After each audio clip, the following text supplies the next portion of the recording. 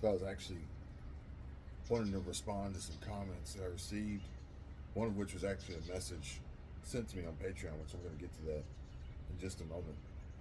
But one of the more recent widespread questions that I see floating around, and that is, and before I begin, hey, good afternoon, everybody. Welcome back to the channel. Welcome back to another video. And my name's Kevin. KEVIN in all caps, youtube.com/at Kevin247. And no, I will not invest money for you. So be careful of all the scammers and spammers in the bot section in the comments down below. If you want to reach me, then you know where to find me. It's not me commenting and texting you, because those are just things that I do not do. So be careful out there. Protect your money, protect your savings, protect your paycheck, protect your income, protect your investments, and more importantly, protect your future. Because right now, more and more people are trying to find ways to supplement, find ways to pull in extra money, and potentially find ways to reduce their spending, lower their monthly expenses, and tighten their budget. And one of these possibilities could be moving, relocating to a less expensive area, somewhere where you can lower your monthly overhead, which more than likely your rent and or your mortgage are going to be your highest monthly expenses outside of automobile and food. And automobiles are getting completely outrageous with how much they cost, one, and how much the financing is, two. So then we get into the length of term on these notes, and it's just crazy. But either way, rent and mortgage are probably going to be the highest. And your rent typically is going to continuously increase each time you renew.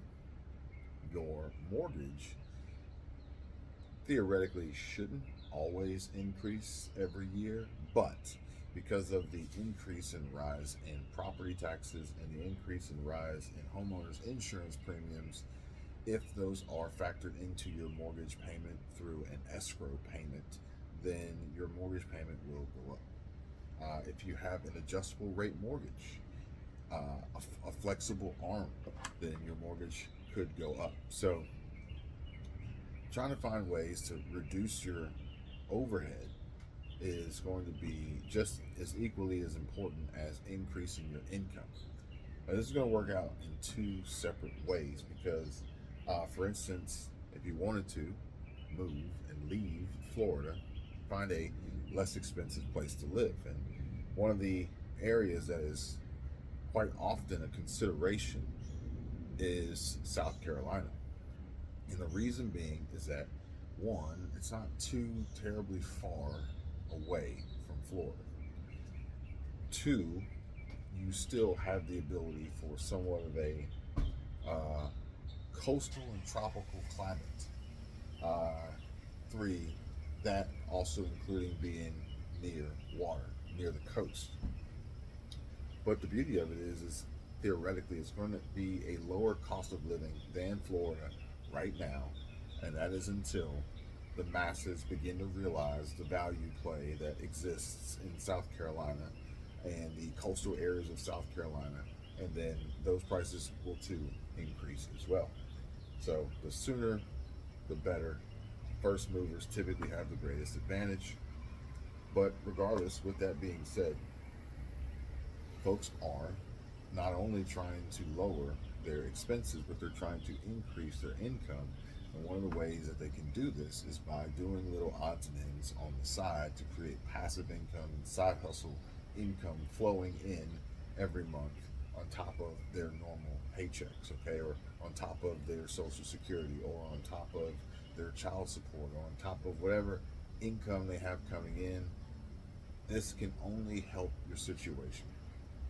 But the beauty of it is literally people are looking to sell everything and move to lower cost of living areas. So if that includes you, well, then you're going to pick up money on the sale of a lot of your items the your household items that you no longer need, and you want to recoup some of the money you spent on them. For others, they're not necessarily looking to move, but they are looking to declutter and gain additional space, maybe additional storage for whatever prepping that they may be doing, or whatever it may be, or creating a new space for their cats, or maybe cleaning out a room so that they can list it on Airbnb and make some money that way. The list goes on and on. Well, the beauty of it is that if you can connect with these people, then they essentially can pay you. They can essentially put tens of thousands of dollars into your bank account, and you don't have to really do anything except pick up the phone, take a few pictures. Uh, for instance, let's just say you wanted to uh, offer the services of junk removal or decluttering or trash removal or anything like that. People would welcome you with open arms to take all of their stuff, their junk, their trash, things that they don't use anymore, and even possibly pay you to take it away, which would only be icing on the cake of this situation. And basically, what will happen is you'll show up, you'll pick up a handful of items that they deem to be trash, worthless, junk. Perfectly good, perfectly fine, A-okay. Let them know you're not the trash collecting service, because once a week they have trash collection. Just put it out by the curb.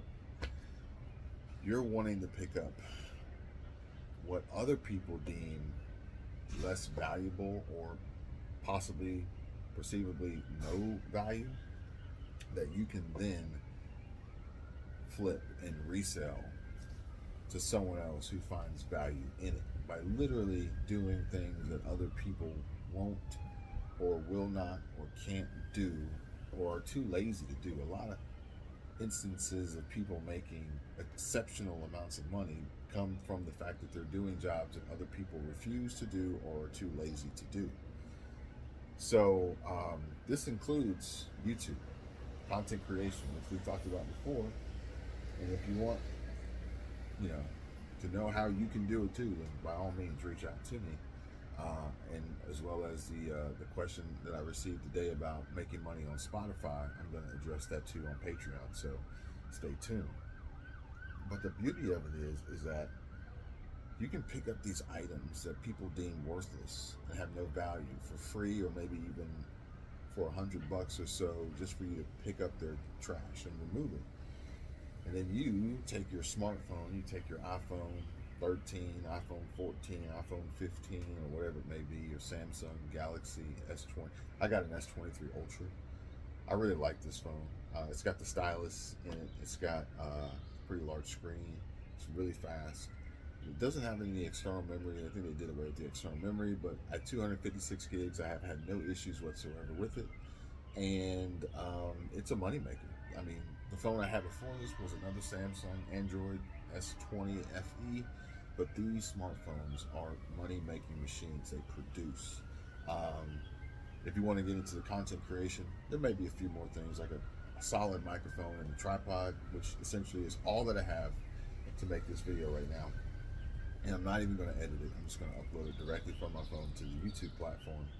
But either way, you can take these items and then list them for sale on various websites, where other people who aren't looking to pick up trash and declutter and garbage from the people who have trash that they want to get rid of, to declutter, that they deem to be garbage, and you in the middle can bridge that gap by bringing them products, goods, and items that they seek and desire and they value, that you essentially got for free, or maybe even picked up a few $100s for hauling it away, for hauling it off. And it's a beautiful business idea. It's a beautiful business opportunity. It's super simple. It's super sleek. It's something you can do on the side, even if you have another job. And setting up these ads super easy on various websites with your smartphone. And if you need help with how you write the titles and descriptions, and I can even show you how to use AI to help you do that super effectively. And at the end of the day, you're going to start to pick up thousands of dollars for with no investment. You don't have to buy like a typical business would have to buy goods to then resell for more. The beauty of this is they're given to you.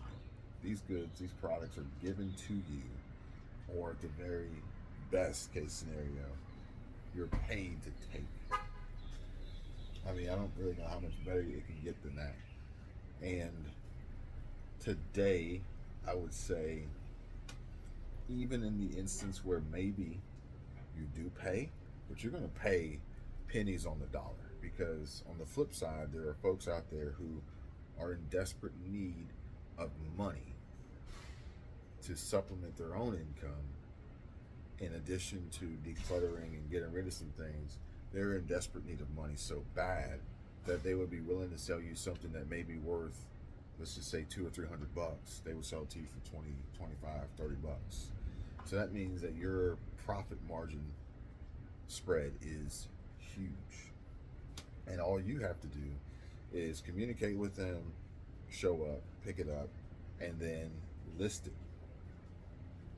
The difference being is that these folks who have these things that they're trying to desperately,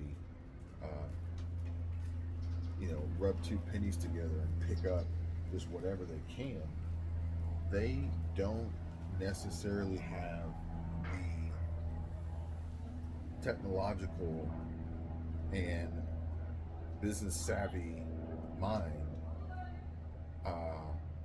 desire, or ability. Again, laziness can take over to do essentially what you're going to do. So you are going to have to seek these people out. Maybe knock on a few doors, maybe shoot some emails, maybe make some phone calls. And it's like, hey, especially certain particular neighborhoods and demographics are going to be like, hey, older folks out there, you got any old, probably got a garage and an attic and a basement and maybe a whole house full of stuff, and you just just friendly neighborhood salvager, or whatever you want to describe yourself as, call yourself.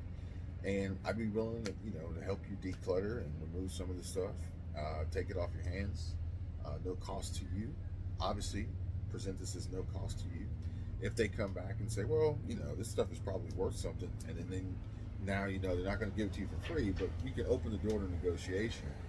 And with having the technology at your fingertips, you can literally check prices online for what some of these things are going to be going for before you make an offer. And then probably even in certain instances, probably have this item sold before you even complete the transaction. I don't know if you guys have ever seen some of these videos. Now, granted, some of these videos on YouTube are parodies and humor and just for fun, but they're real in a sense if you think about it. And I don't remember the creator, but essentially he would meet people to buy products from them and then immediately turn around and sell them for like 100 times more while they were standing there. So it's like, some woman would be trying to sell a t-shirt that she got from Kohl's for $10. So he's like, hey, do you have the t-shirt for sale? And she's like, yeah, I got it. And so she brings out a t-shirt. He gives her $10. And then in seconds, somebody taps him on the shoulder and says, hey, are you such and such? He goes, yeah, I'm here to buy the t-shirt from you. He's like, okay, cool. Do you have the money? And the other guy's like, yeah, here's $100. And then the person who sold him the t-shirt's like, wait, did you just sell him this t-shirt for $100 that I sold to you for $10? He's like, yeah. Now, granted, these are comical and entertainment purposes only, but the process is the same. The theory, the idea, the business strategy, the technique, the system is the same. And as long as you know how to acquire and buy, because you're going to make your money when you buy. When you receive these goods, that's when you're going to make the most money, because ultimately that's going to determine your profit margin. If you can sell something for $100, you can sell for $100. But if you can buy it for 50, or if you can buy it for 40, if you can buy it for 30, if you can buy it for 20, that's where you're going to make the most money, because it changes how much profit you can produce. And that's pretty much how it goes. It's pretty much how it boils down. But yeah, I wanted to answer that question for some folks that I saw asking this frequently. I don't even remember where I saw this one exactly. Might have been in the comments, maybe it was an email that somebody sent to me. But as far as the questioning on how to set up your Spotify to make money and get monetized on Spotify, which is obviously something that interests me because of the podcasts that Michelle and I, Squirrel Tribe, we host, I will make sure to do a step-by-step, detailed, deep dive on answering that, so that if you too are interested in making money on Spotify, then you can do the same. Spotify actually just recently put out a new update to the monetization, which you guys may want to check out. Just yesterday, I believe. Today's the 26th. So no, it was 2 days ago. I think it was the 24th, October 24th.